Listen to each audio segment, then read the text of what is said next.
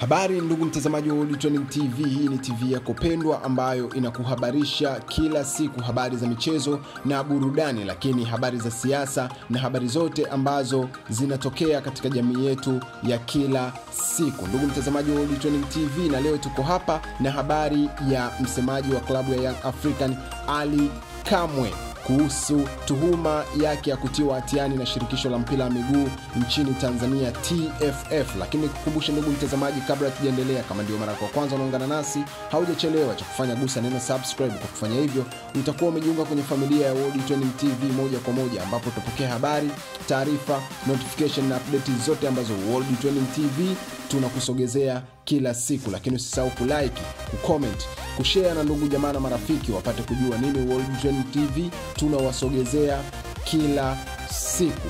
Naam, Ally Kamwe, msemaji wa klabu ya Young African, ametiwa hatiani na shirikisho la mpira wa miguu nchini Tanzania TFF kwa kosa la utovu wa nidhamu. Kipi ambacho kimemfanya aonekane ni mtovu wa nidhamu? Ni kutokana na baadhi ya machapisho yake katika kurasa zake za mitandao ya kijamii kama Instagram, ambazo zinahusu TFF kuonekana wanapendelea upande mmoja, ikiwa na maana TFF wameegemea upande wa klabu moja nchini Tanzania na si kwa klabu nyinginezo, kwamba TFF hawatendi haki katika baadhi ya virabu na huwa wanatetea makosa yote ambayo yanafanywa na kilabu fulani.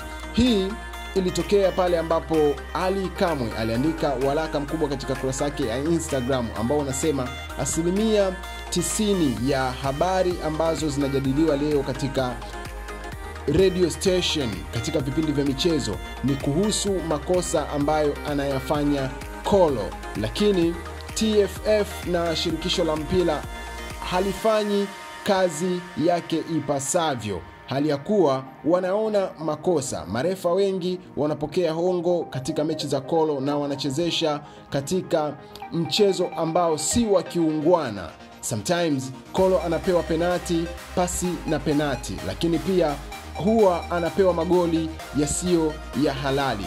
Hichi kitu TFF waliona kwamba imekuwaje wao waonekane wanatetea, hali ya kuwa mchezo wanaochezesha ni marefa, na kitu chochote ambacho kiko kinyume na maadili ya shirikisho la mpira wa miguu nchini Tanzania, basi ikitokea mwamuzi atapewa adhabu kali. Basi kwa Ally Kamwe imejikuta inamletea shida. Ndugu mtazamaji wa World Trending TV, kwa habari zaidi endelea kutufuatilia, na sio tu Ally Kamwe, yuko msemaji pia wa Kagera Sugar. Basi World Trending TV tutakuhabarisha.